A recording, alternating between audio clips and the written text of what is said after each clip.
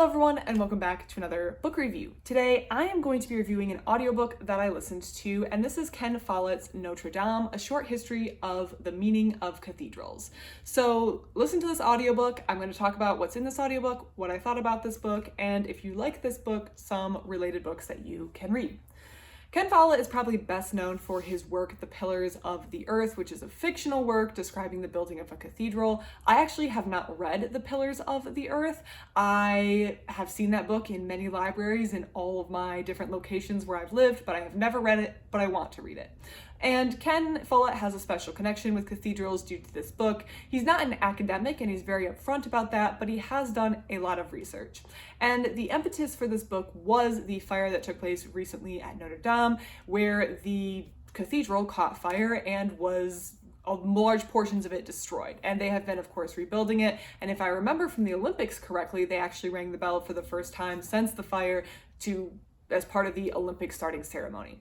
But it was quite shocking at the time. I remember when this happened, and it was shocking to see this cathedral that is a testament to what humans can accomplish go up in flames and smoke on live video. So it was a surprising thing to experience, and it was shocking, and I'm sure Ken felt the same way. In fact, I know, because he writes in the book the shock and horror of watching this happen in real time.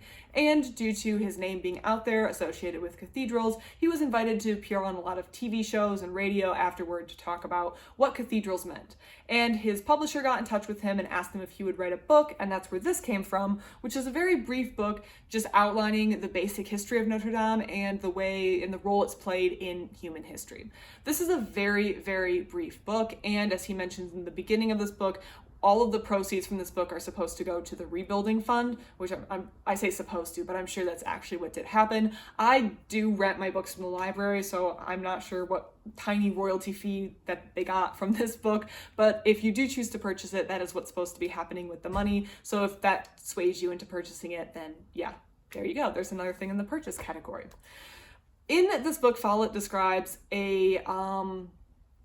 the history of the cathedral, and we are moving very, very quickly. This is a 1-hour audiobook, which I was surprised at how short it was after I took it out of the library. I thought 1 hour, that's not a lot of time at all, but it is indeed 1 hour, and we move very quickly. I have been listening to a lot longer audiobooks recently about the Middle Ages, and so to me, the pacing of this book was very, very fast. I feel like we had just started talking about one topic and we were on to the next.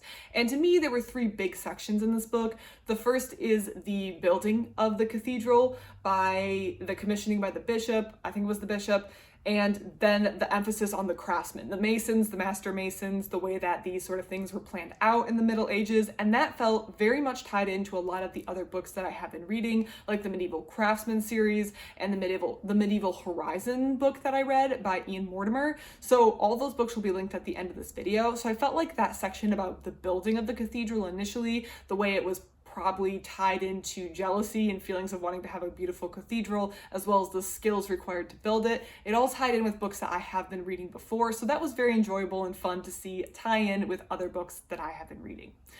Then I feel like we went really far ahead, and there was a lot of discussion during the Revolution, what happened during the Revolution, and the way that Notre Dame inspired writings. Again, I feel like the pace of this book was very, very quick, but that was just to be expected for a 1-hour audiobook, moving very, very quickly. The French Revolution, the role that it played, how it was viewed, and then the writing that it inspired, most notably The Hunchback of Notre Dame, obviously the names in the title, the way it was written, and the way that it inspired authors to integrate it into its works. So overall, the book moves fast and it's very quick, but I think it was written for a good purpose. And I think like this is the kind of book that standing on its own would be considered weak. But I think that in my broader reading of medieval history, it's the kind of perfect book that slots in. It's kind of a gap filler in the sense that I have not read any single book that has dedicated itself, even for an hour, to Notre Dame. So to have a book like this that kind of provides a little bit more background while also tying into other books that I'm reading, like the Medieval Craftsman series or Medieval Horizons, kind of just adds to this web that I think of when I read nonfiction. I think of in my head that all the nonfiction I read on one topic is kind of a web, and I start to see connections. And when I read a book like this, maybe on its own or standing on its own, it would be kind of weak. It doesn't cover too much.